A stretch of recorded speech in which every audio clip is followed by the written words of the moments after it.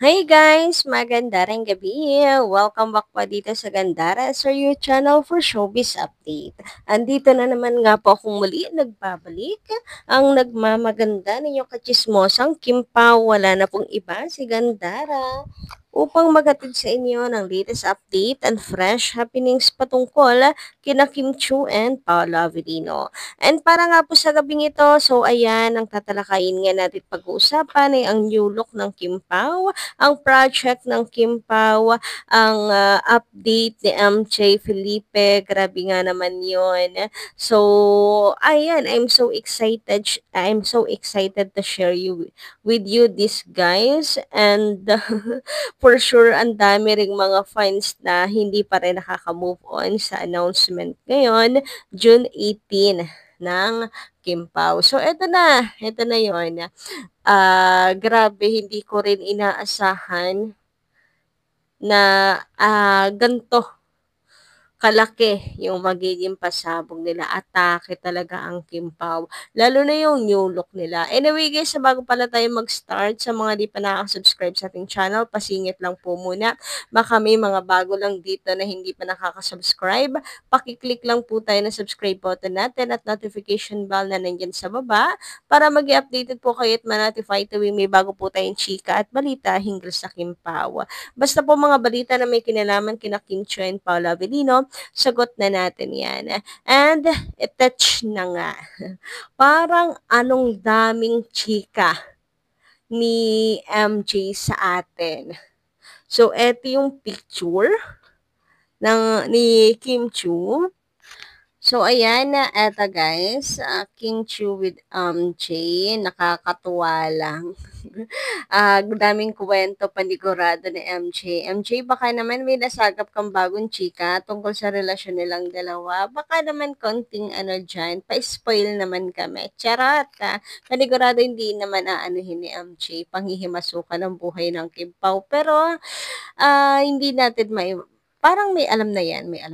Oo, ayaw lang niya pangunahan ng Kim Pao. Of course, syempre, may tiwala po si Kim and Paolo kay MJ. Sa kanya nga lang yan nagpapa-interview. Alam niyo ba, kay OD, ang daming chismis na sinubukan niya talaga at sinusubukan niya na makapanayam yung dalawa pero hindi niya makapanayam yung dalawa.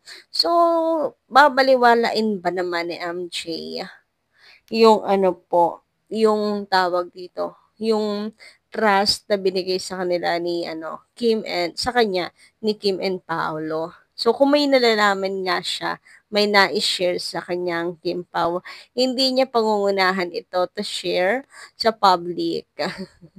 Pero ayun, nakakatuwa lamang din na talagang fanatic fanatic din po talaga ng Kim Pao si MJ Felipe. So, ah, wala, ang ganda lang din ng samahan nila. May respeto rin si MJ sa kanila ha. Like nung parang galing sila saan nga yun, saan nga sila pumunta. Napagod ng Kim Pao na sinabi nga na sa Miyerkules na lang daw, sa Wednesday na lang yung interview. Pumunta pa talaga kasi siya sa airport noon. Tapos ayun, di niya nakapanayam yung dalawa. Sobrang pagod na rin naman nga kasi. Anyway, ayun, sabi nga dito ni MJ, visited Kim Chu. So, ayan, nakatagpo si Kimi minutes before having her haircut. Non-stop tukso and sigawan with the staff of The Alibay. Goodbye long hair na talaga. Hashtag The Alibay. Ayan, at pinopromote na rin nga po niya ang Alibay, ang The Alibay. So, ayan, puro tukso. Bakit kaya? Siguro kasi natatakot si Kimi sa magiging look niya rin. Ayan, ako curious siya kung babagay sa kanya. Pero bagay, Kim. Kahit naman siguro anong hairstyle mo bagay sa'yo. So, ayun nga yung outcome. Kita niyo naman, grabe, yung face card ni Kimi never decline talaga eh. Ganda talaga ni Kim Cho, ano po. Sayang wala dito si Paolo. Sana o baka naman nakatatago si Paolo.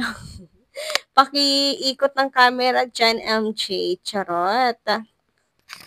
So, wala na. Goodbye long hair na talaga si Kimi. Nagpaalam talaga siya sa kanyang long hair. Pero, bumagay naman sa kanya. In fairness, di ba? Feeling ko kapag ka merong ano po kay Kim Chu order talaga na magpakalbo, magpapakalbo to eh. For the sake of series, project, ganun siya kadedicate. Tingin ko lang naman, ano po, professional naman si Kim Chu kumpara naman nga si Kagagandat. Ito yung hinihingi ng character niya. Why not? Bagay pa rin naman siguro kay Kim Chu and pwede namang mag-wig. Look at Arisa Sinon. 'Di ba? Mas nag-matured nga siya tingnan eh. Gumanda lalo siya nung kalbo eh. Pwede. Hoy, tapos biglang may pakalbosin nga. Charot lang. Siguro, pero wag na. Ano na lang. 'Di ba parang meron nilalagay sa ulo para magmukhang kalbo. Gano'n na lang siguro. Baka kasi, ang dami kasing ano ni Kim eh. Willing siguro siya, pero dahil meron po siyang endorsement, of course, ganyan na maaapektuhan, eh baka po magpaano na lang siya lagay ng, yung kunwari kalbo mga ganon. Hindi siguro malabo to sa The Alibi kung tama yung kutob ko na nagdi-disguise si Kimi or si Kim Chu sa, ano niya, sa series na to. Pwede din nga. Ano, maraming pasabog. Dami kong naiisip, ano ba yan? Pero palagay nyo, conflict sa kontrata, no? Hindi naman Marte si Kimi, sa kontrata lang siguro magiging conflict. So, yun. Pero maganda kung pag-uusapan talaga yan kung sakali. Yung character nga ni Kim ay nagtatago, nagdi-disguise kasi merong hindi sinasabi, may tinatago, may tinataguan, ganyan. Grabe naman nga, pasilip pa lang kung saan na napadpad yung utak ko, kaka-overthink anong, ano ang magiging takbo ng istoryang ito. Kaabang-abang talaga siya, in fairness. Ang ganda ng project. Thank you so much na pinagkatiwala sa Kim Pao. Maraming salamat sa pagdinig po sa boses ng sambayanang Pilipino, sambayang Pilipino na nagmamahal sa kanilang dalawa. Atake po talaga eh. Grabe yun. Samantala, sabi naman dito, basta from Madam Flora. Ayan, Madam Flora, maganda rin gabi. Basta sa panahon ngayon, tanggapin na natin na mahina ang movie industry. Mabuti mayroong Kim Pao na nagpapasaya sa mga tao, sa mga supporters nila hanggang abroad. Magkaroon man ng movie ang iba dyan, hindi matutulad sa Kim Pao ang init ng love team nila. Basta sila ang magkasama. Actually guys, pagdating nga sa movie industry, pahina ng pahina. Siguro kasi nga may Netflix na natatalo na ng social media. Bakit ka nga ba naman pipila? Magpapakapagod, ganyan. Kung may Netflix naman na, pwedeng manood sa YouTube, Facebook, at ganyan. Talagang nilalaman na tayo ng social media nowadays. Kaya mahina talaga yung movie industry. Mabuti nga't nandyan po ang kagaya ng Kim Pao na malakas na kahit papaano nabubuhay yung movie industry. Actually, ito talaga yung goal ngayon. Maibalik talaga yung mga movie goers. Iba pa din talaga kapag nanood ka ng sinehan, eh. Iba pa rin. So, ayun. Isa ito sa patunay na talagang napaka-in-demand pa rin ng Kim Pao talaga. As in, kasi napapabalik nila yung mga tao sa ano po, sa sinehan.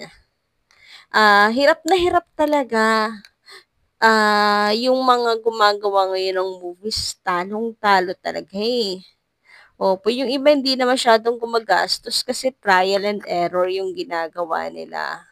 Kung ano, papatok, ganyan. Pero salute pa rin sa mga ano ha, mga producers na sumusugal talaga. Kahit alam nilang mahina na ang movie industry. Sila Kim and Paolo sabi trial and error pa lang din daw talaga yung gagawin. Yung ginawang My Love Will Make You Disappear, trial and error lang din daw yon. Pero dahil napatunayan naman nilang malakas ang Kim Pao, malay nyo may kasunod pa. Malay natin may kasunod pa yung may love will make you disappear, 'di ba? Manifesting, sana nga. Ayan, patuloy lang po natin yung alab ng pagsuporta sa kanilang dalawa, malay niyo, 'di ba?